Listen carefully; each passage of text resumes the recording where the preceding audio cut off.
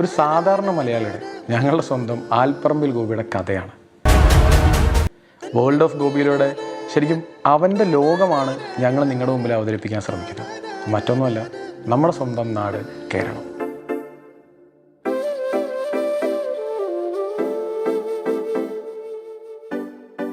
ഇളക്കി മറിച്ച നിതിൻ മോളി തരംഗത്തിന് ശേഷം കേരളം കത്തിക്കാനായി ആൽപ്പറമ്പിൽ ഗോപി എത്തുന്നു ഡിജോ ജോസ് ആന്റണിയുടെ മലയാളി ഫ്രം ഇന്ത്യ. എന്തായാലും എല്ലാ മലയാളികളും കണ്ടിരിക്കേണ്ട പടം. വേറെ കൂടുതൽ ഞാൻ പറഞ്ഞത് സ്പോയിലാക്കണ്ട. ഒരു സാധാരണ മലയാളികളുടെ ജീവിതത്തിൽ സംഭവിക്കുന്ന പല കാര്യങ്ങളും, പിന്നെ അതൊന്നും ഇൻട്രോയ്ക്ക് ശേഷം വേറൊരു രീതിയിലേക്ക് പോകുന്ന പടം. എന്തായാലും എല്ലാ മലയാളികളും കണ്ടിരിക്കേണ്ട പൊളിയാണ് മച്ചാനെ.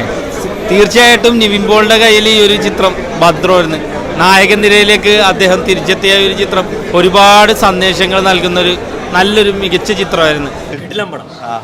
നമ്മൾ വിചാരിച്ച കണക്കല്ല, ഭീകരമായിട്ടുള്ള പൊളിറ്റിക്സ് പറയുന്ന സിനിമയാണ്. ഫുള്ള് കോമഡി ഉണ്ട്, ഒരുപാട് കൈയടിക്കുന്ന രംഗങ്ങളുണ്ട്. പക്ഷേ ഇതിൽ കഥ ഇത്തിരി കുറച്ചും കൂടി നല്ല സ്ട്രോങ് കഥയാണ്. മുത്തപ്പന്റെ മുമ്പിൽ കൊണ്ടുവരാ പറഞ്ഞിട്ട് ഇവിടെ അവന്റെ പോക്ക് ശരിയല്ലെന്ന് അന്നേ മുത്തപ്പൻ പറഞ്ഞതല്ലേ വൈദങ്ങളെ. ഇല്ല, സീരിയസ് മൂവിയാണ്. സ്റ്റാർട്ടിങ് കുറച്ച് കോമഡി ഉണ്ട്, പിന്നെ ബാക്കി സീരിയസ്. രാഷ്ട്രീയ വിമർശനമൊക്കെ ലിവിനും മറ്റേ ഇവരൊക്കെ നിവിന്റെ അഭിനയം ഭയങ്കര എൻഗേജിങ് ആണ്. ഫുള്ള് എൻഗേജിങ് ആണ്. അത്ര കോമഡി നമ്മൾ പ്രതീക്ഷ കോമഡി അല്ല, കൂടുതൽ സീരിയസ് പൊളിറ്റിക്സ് ആണ് ചർച്ച. സീരിയസ് ടോപ്പിക് ആണല്ലേ? സീരിയസ് ടോപ്പിക്, എപ്പോഴത്തെ രാഷ്ട്രീയമാണ് കാണിക്കുന്നത്. വർക്കായി, എല്ലാവർക്കും വർക്കായി, കുഴപ്പമൊന്നും. ചക്രവ്യൂഹത്തിലകപ്പെട്ട അഭിമന്യുവാണവൻ. കാണുമ്പോൾ എനിക്ക് തോന്നുന്നത് ഇതിൽ എന്തൊക്കെ ഉണ്ടാവുക എന്നുള്ളതാണ്. ഇതിൽ നിവിൻ പോളിയുടെ മറ്റേ മുടിയൊക്കെ ഇങ്ങനെ ചുരുണ്ടിട്ട് നാട്ടിൽ പ്രശ്നങ്ങൾ ഉണ്ടാക്കുന്ന ആ ഒരു ക്യാരക്ടർ ഉണ്ടല്ലോ, അതായിരിക്കും ത്രൂ ഔട്ട് ദ സിനിമ ഉണ്ടാവാൻ സാധ്യതയുള്ളത്. കോമഡി പ്ലസ് നല്ല രീതിയിൽ പൊളിറ്റിക്സ് പറയുന്നുണ്ട്. കടക്കാൻ അവൻ അറിയില്ല.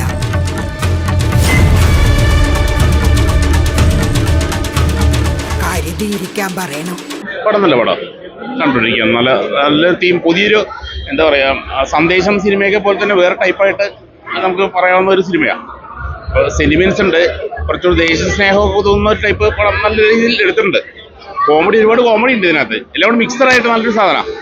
സീരിയസ് ടോപ്പിക്കും കോമഡി എല്ലാം കൂടെ മിക്സ് ചെയ്തിട്ടാണ് ഒരു ഫസ്റ്റത്തെ ഒരു വീഡിയോ വന്നിട്ടുണ്ടായിരുന്നു, ഒരു അനൗൺസ്മെന്റ് ഒക്കെ വന്നിട്ട്. അതിൽ കണ്ട ആ കോമഡീന്റെ ഇതും പിന്നെ കൃഷ്ണ സോങ്ങിൽ കണ്ട കോമഡിയും അതിൽ നിന്നൊക്കെ മാറിയിട്ട് സീരിയസ് ആയിട്ടുള്ള ഒരു സാധനത്തിലേക്ക് മാറി. ഇത് നിവിൻ്റെ ശക്തമായ തിരിച്ചുവരവാണ്. വർഷങ്ങൾക്ക് ശേഷത്തിൽ കോമഡി മാത്രമാണെങ്കിൽ ഇതിൽ സെന്റിമെന്റ്സ് എല്ലാം ഉണ്ട്. മതം, റിലീജിയസ് എല്ലാ എലമെന്റും ജനങ്ങളുടെ പോലെ ഡിജോയുടെ നല്ല മേക്കിംഗ് ആണ്. ധ്യാൻ ഫസ്റ്റ് അവലേ ഉള്ളൂ, നിവിൻ്റെ അർത്ഥം എന്ന് പറയാം. നിവിൻ്റെ കാരണം അപകടം അവന്റെ തൊട്ടു പിന്നിൽ തന്നെ ഉണ്ട്. കുറ്റം കേട്ടവനാ, ഇടി തരില്ല അവൻ. വലിയ പ്രശ്നങ്ങൾ അവനെ കാത്തിരിക്കുന്നു. നിവിന്റെ കംബാക്ക് ആയിരിക്കും ഉറപ്പായിട്ട്. അവസാനമായപ്പോഴത്തേക്ക് ക്ലൈമാക്സിൽ നന്നായിട്ട് പടം എടുത്തിട്ടുണ്ട്.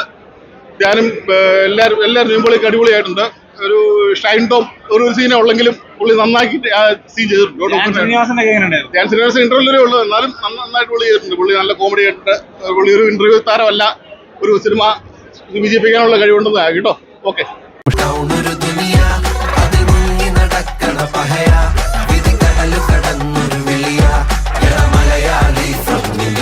മാസ് എന്ന് പറഞ്ഞാ പോരാ, മരണ mass. It's going to be a hit.